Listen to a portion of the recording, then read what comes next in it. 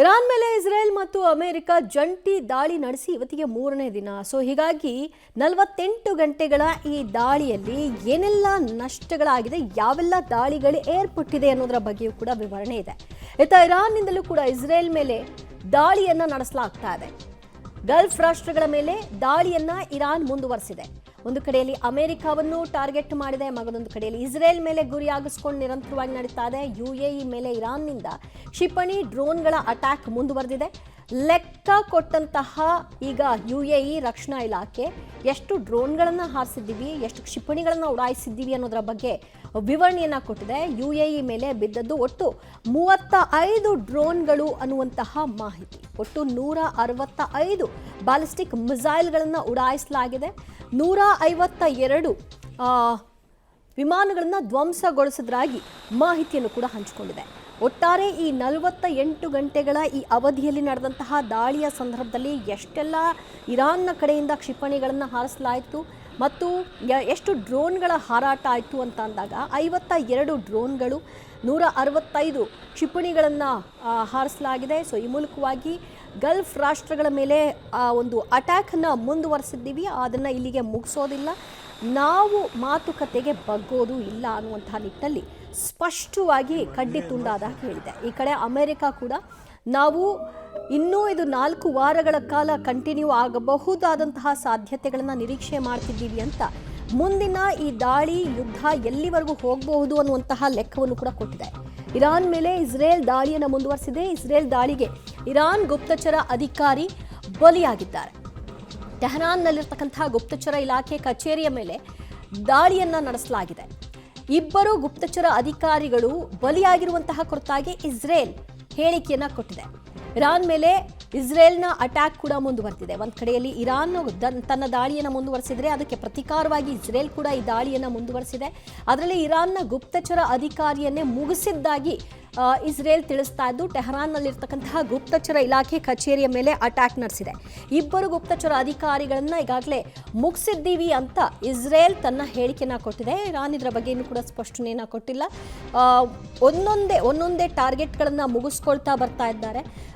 ಪ್ರಮುಖವಾಗಿ ನಾಗರಿಕ ನೆಲೆಗಳನ್ನು ಗುರಿಯಾಗಿಸೋದಕ್ಕಿಂತ ಹೆಚ್ಚಾಗಿ ಇರಾನ್ನ ಎಲ್ಲೆಲ್ಲಿ ಪರಮಾಣು ಕೇಂದ್ರಗಳಿದೆ ಅಲ್ಲಿ ಮತ್ತು ಅಧಿಕಾರಿಗಳ ಕಚೇರಿಗಳಿದೆ ಅಲ್ಲಿ ದಾಳಿ ನಡೆಸುವಂತಹ ಪ್ರಕ್ರಿಯೆಯನ್ನು ಇಸ್ರೇಲ್ ಮತ್ತು ಅಮೆರಿಕ ಮುಂದುವರಿಸಿಕೊಂಡು ಬಂದಿದೆ. ಅದನ್ನು ತಡೆಯುವಂತಹ ನಿಟ್ಟಿನಲ್ಲಿ ಪ್ರಯತ್ನಗಳಾಗ್ತಾ ಇದ್ರು, ಅದರ ಡ್ಯಾಮೇಜ್ ಮಾತ್ರ ಕಂಟ್ರೋಲ್ ಮಾಡಲಿಕ್ಕೆ ಇಸ್ರೇಲ್ ಕಡೆಯಿಂದ ಸಾಧ್ಯವಾಗ್ತಾ ಇಲ್ಲ. ಅದಕ್ಕೆ ಚೀನಾದಿಂದ ಬಂದಂತಹ ಏರ್ ಡಿಫೆನ್ಸ್ ಸಿಸ್ಟಮ್ಗಳು ಕೂಡ ಅಷ್ಟಾಗಿ ಅವರಿಗೆ ಸಾಥ್ ಕೊಡದೇ ಇರೋದು ಗಮನಿಸಬಹುದು. ಮತ್ತಷ್ಟು ಮಾಹಿತಿ ಪಡೆಯೋಣ ನಮ್ಮ ಪ್ರತಿನಿಧಿ ಪ್ರಕಾಶ್ರಿಂದ. ಪ್ರಕಾಶ್, ಇರಾನ್ ಮೇಲೆ ಇಸ್ರೇಲ್ ಮೇಲೆ ಇರಾನ್ ದಾಳಿಯನ್ನು ನಡೆಸ್ತಾ ಇದೆ. ಈಗ ಎರಡೂ ಕಡೆಗಳಲ್ಲೂ ನಡೆದಂತಹ ದಾಳಿಯಲ್ಲಿ ಎಷ್ಟೆಲ್ಲ ಒಂದು ಶಸ್ತ್ರಾಸ್ತ್ರಗಳ ಬಳಕೆಯಾಗಿದೆ, ಇದರಿಂದ ಆಗಿರ್ತಕ್ಕಂತಹ ಡ್ಯಾಮೇಜ್ನ ವಿವರಣೆಯನ್ನು ಏನು ಕೊಟ್ಟಿದ್ದಾರೆ? ಮುಖ್ಯವಾಗಿ ಕಳೆದ 3 ದಿನಗಳಿಂದ ಕೂಡ ದಾಳಿ ಪ್ರತಿ ದಾಳಿಯ ಸ್ವರೂಪ ಹೆಚ್ಚಾಗ್ತಾ ಇದೆ. ಅದರಲ್ಲೂ ಕೂಡ ಹೆಚ್ಚು ಹಾನಿಯಾಗಿರೋದು ಇರಾನ್ ಪ್ರದೇಶಕ್ಕೆ. ಇರಾನ್ನ ಬಹುತೇಕ ನಗರಗಳಲ್ಲಿ ದೊಡ್ಡ ಮಟ್ಟದಲ್ಲಿ ಹಾನಿಯಾಗಿದೆ. ಈಗಾಗಲೇ ಇಸ್ರೇಲ್ ಮತ್ತು ಅಮೆರಿಕ ಜಂಟಿ ಕಾರ್ಯಾಚರಣೆ ವೇಳೆ ಸುಮಾರು 1500ಕ್ಕೂ ಹೆಚ್ಚು ಮಿಸೈಲ್ಗಳನ್ನು 2 ರಾಷ್ಟ್ರಗಳು ಸೇರಿಕೊಂಡು ಅಟ್ಯಾಕ್ ಅನ್ನು ಮಾಡಿದ್ದಾವೆ. ಅದರಲ್ಲಿ ಕೂಡ ಪ್ರಮುಖ ನಗರಗಳನ್ನೇ ಟಾರ್ಗೆಟ್ ಮಾಡಿಕೊಳ್ಳಲಾಗಿದೆ. ಇರಾನ್ನ ಸೇನಾ ನೆಲೆಗಳು ಮತ್ತೆ ಒಂದಿಷ್ಟು ತೈಲ ಸಂಸ್ಕರಣಾ ಘಟಕಗಳ ಮೇಲೆ ಕೂಡ ಟಾರ್ಗೆಟ್ ಅನ್ನು ಮಾಡಿಕೊಂಡು ಇರಾನ್ಗೆ ದೊಡ್ಡ ಮಟ್ಟದಲ್ಲಿ ಹಾನಿ ಮಾಡುವಂತ ಕೆಲಸ ಕೂಡ ಆಗಿದೆ. ಅದರ ಜೊತೆಗೆ ಇದಕ್ಕೆ ಪ್ರತಿದಾಳಿಯಾಗಿ ಇರಾನ್ನಿಂದ ಕೂಡ ನಿರಂತರವಾಗಿ ಮಿಸೈಲ್ ಅಟ್ಯಾಕ್ ಅನ್ನು ಕೂಡ ಮಾಡ್ತಾ ಇದೆ. ಅದರಲ್ಲಿ ಕೂಡ ಮಧ್ಯಪ್ರಾಚ್ಯದ ರಾಷ್ಟ್ರಗಳ ಮೇಲೆ ನಿರಂತರ ದಾಳಿಯನ್ನು ನಡೆಸ್ತಾ ಇದೆ. ಡ್ರೋನ್ ಅಟ್ಯಾಕ್ ಅನ್ನ ಮಾಡ್ತಾ ಇದೆ, ಮಿಸೈಲ್ಗಳನ್ನು ಬಿಡ್ತಾ ಇದೆ, ಜೊತೆಗೆ ನೇರವಾಗಿ ಬಾಂಬ್ ಲಾಂಚರ್ಗಳನ್ನು ಕೂಡ ಬಳಕೆ ಮಾಡ್ತಾ ಇದೆ. ಈ ಮೂಲಕವಾಗಿ ಮಧ್ಯಪ್ರಾಚ್ಯ ರಾಷ್ಟ್ರಗಳಲ್ಲಿ ಅಮೆರಿಕದ ಎಲ್ಲೆಲ್ಲಿ ಸೇನಾ ನೆಲೆಗಳಿದ್ದಾವೆ ಮತ್ತೆ ಕಚೇರಿಗಳಿದ್ದಾವೆ ಅಲ್ಲಿ ಕೂಡ ಒಂದಿಷ್ಟು ಹಾನಿ ಮಾಡುವಂತ ಕೆಲಸವನ್ನು ಕೂಡ ಇರಾನ್ ಸೇನೆಯಿಂದ ಕೂಡ ಆಗ್ತಾ ಇದೆ. ಈಗಾಗಲೇ ಇರಾನ್ಗೆ ಪ್ರತಿ ದಾಳಿಯಾಗಿ 2 ರಾಷ್ಟ್ರಗಳಿಂದ ಕೂಡ ದಾಳಿಯನ್ನ ನಡೆಸ್ತಾ ಇದೆ. ಅದರಲ್ಲಿಯೂ ಕೂಡ ಏನು ಮಧ್ಯಪ್ರಾಚ್ಯದ ರಾಷ್ಟ್ರಗಳಲ್ಲಿ ದುಬೈ, ಕುವೈತ್ ಮತ್ತು UAE ನಲ್ಲಿ ಕೂಡ ಒಂದಿಷ್ಟು ಸೇನಾ ನೆಲೆಗಳನ್ನು ದೊಡ್ಡ ಮಟ್ಟದಲ್ಲಿ ಹಾನಿಯನ್ನು ಮಾಡಿದೆ ಅನ್ನುವಂಥದ್ದಕ್ಕೆ ಈಗ ಇರಾನ್ ಕೂಡ ಹೇಳಿಕೊಂಡಿದೆ. ಅದಕ್ಕೆ ಕುವೈತ್ ಅಂದರೆ ಸ್ಪಷ್ಟನೆಯನ್ನು ನೀಡಲಿಲ್ಲ. ದಾಳಿ ಆಗಿದೆ ಹೌದು, ಆದರೆ ದೊಡ್ಡ ಮಟ್ಟದಲ್ಲಿ ದಾಳಿ ಆಗಿಲ್ಲ ಅನ್ನುವಂಥದ್ದು. ಈವರೆಗೆ ಸುಮಾರು 137 ಏನು ಮಿಸೈಲ್ಗಳನ್ನು ಕುವೈತ್ನ ಮೇಲೆ ಪ್ರಯೋಗ ಮಾಡಿದೆ. ಅದರಲ್ಲಿ ಹಾನಿಯಾಗಿರುವಂಥದ್ದು ಕೇವಲ ಬೆರಳೆಣಿಕೆಯಷ್ಟು ಮಾತ್ರ. ಆದರೆ ಇನ್ನುಳಿದಂತೆ ಏರ್ ಡಿಫೆನ್ಸ್ ಸಿಸ್ಟಮ್ ಅದನ್ನು ಕಂಟ್ರೋಲನ್ನು ಕೂಡ ಮಾಡಿದೆ. ಅಂದರೆ ದೊಡ್ಡ ಪ್ರಮಾಣದಲ್ಲಿ ಹಾನಿ ಆಗದೇ ಇರುವಂಥ ನಿಟ್ಟಿನಲ್ಲಿ ಕೂಡ ತಡೆಗಟ್ಟಿದೆ. ಈಗಾಗಲೇ ಇರಾನ್ನ ಈಗ ತಾತ್ಕಾಲಿಕ ಏನು ಮಂಡಳಿ ಇದೆ, ಅದರಿಂದ 2ನೇ ಸಭೆ ಕೂಡ ಆಗಿದೆ. ಈಗಾಗಲೇ ಇರಾನ್ನ ಅಧ್ಯಕ್ಷ ಮಸೂದ್ ಪೆಜೆಶ್ಕಿಯನ್ ಕೂಡ 2ನೇ ಹಂತದ ಸಭೆಯನ್ನು ಕೂಡ ನಡೆಸಿದ್ದಾರೆ. ಇರಾನ್ನ ಯಾವುದೆಲ್ಲ ಪ್ರಾಂತ್ಯಗಳಲ್ಲಿ ಹಾನಿಯಾಗಿದೆ, ಪ್ರತ್ಯುತ್ತರ ಹೇಗೆ ಕೊಡಬೇಕು ಅನ್ನೋಂಥದ್ರ ಬಗ್ಗೆ ಕೂಡ ಸಭೆ ಆಗಿದೆ. ಸೊ ಈ ನಿಟ್ಟಿನಲ್ಲಿ ಸದ್ಯಕ್ಕೆ ಅಂದರೆ ಏನು ಸಂಧಾನ ಮಾತುಕತೆಗೆ ಹೋಗದೇ ಇರುವಂಥದ್ದು ಮತ್ತು ಈ ದಾಳಿಯ ತೀವ್ರತೆಯನ್ನು ಹೆಚ್ಚು ಮಾಡೋದಕ್ಕೆ ಒಂದಿಷ್ಟು ಮಹತ್ವದ ಸಭೆಗಳು ಕೂಡ ಆಗಿದ್ದಾವೆ. ಸೊ ಈ ನಿಟ್ಟಿನಲ್ಲಿ ಈ ಒಂದು ಯುದ್ಧದ ತೀವ್ರತೆ ಮತ್ತಷ್ಟು ಹೆಚ್ಚಾಗುವಂತಹ ಸಾಧ್ಯತೆಗಳು ಕೂಡ ಇದ್ದಾವೆ. ಇದರ ಬೆನ್ನಲ್ಲೇ ಈಗಾಗಲೇ ತಾತ್ಕಾಲಿಕವಾಗಿ ಏನು ಖಮೇನಿಯ ಏನು ತಾತ್ಕಾಲಿಕ ಒಂದು ರೀತಿಯಲ್ಲಿ ಸುಪ್ರೀಂ ಲೀಡರ್ ಅಂತೇಳಿ ಘೋಷಣೆಯನ್ನು ಮಾಡಲಾಗಿತ್ತು. ಅಯೋತೊಲ್ಲಾ ಅರೀಫ್ ಅನ್ನುವಂಥವ್ರನ್ನ ಈಗ ಅವರು ಕೂಡ ಸುಪ್ರೀಂ ಲೀಡರ್ ಕೂಡ ನಿನ್ನೆ ಮೃತಪಟ್ಟಿದ್ದಾರೆ ಅನ್ನುವಂಥದ್ದಕ್ಕೆ ಈಗ ಇಸ್ರೇಲ್ ಕೂಡ ಹೇಳಿಕೊಂಡಿದೆ. ಆದರೆ ಇದಕ್ಕೆ ಇರಾನ್ ಅಧಿಕೃತವಾಗಿ ಸ್ಪಷ್ಟನೆಯನ್ನು ಕೂಡ ನೀಡಲಿಲ್ಲ.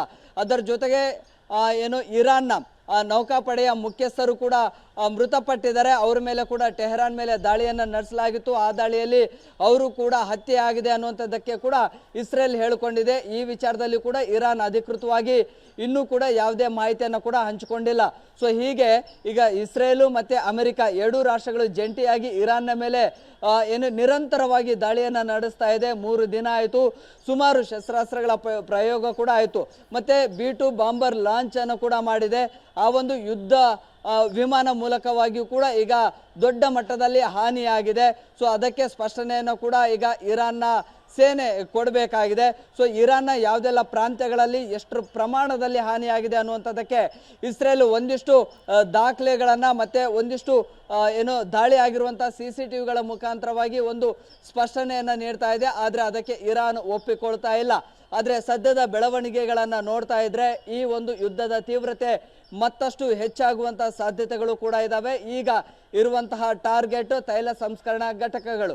ಸೊ ತೈಲ ಸಂಸ್ಕರಣಾ ಘಟಕಗಳ ಮೇಲೆ ದಾಳಿಯನ್ನು ನಡೆಸಿದ್ರೆ ಅದು ದೊಡ್ಡ ಪ್ರಮಾಣದಲ್ಲಿ ಹಾನಿಯಾಗುತ್ತೆ. ಅದರ ಜೊತೆಗೆ ಏನೋ ಮಧ್ಯಪ್ರಾಚ್ಯ ರಾಷ್ಟ್ರಗಳಿಂದ ಬೇರೆ ಬೇರೆ ರಾಷ್ಟ್ರಗಳಿಗೆ ತೈಲ ಸರಬರಾಜು ಏನಾಗ್ತಾ ಇತ್ತು ಅದು ಕೂಡ ನಿಂತು ಹೋಗುತ್ತೆ. ಈ ಮೂಲಕವಾಗಿ ಆರ್ಥಿಕವಾಗಿ ಕೂಡ ದೊಡ್ಡ ಮಟ್ಟದಲ್ಲಿ ಹೊಡೆತ ಆಗುವಂತಹ ಸಾಧ್ಯತೆಗಳಿದ್ದಾವೆ.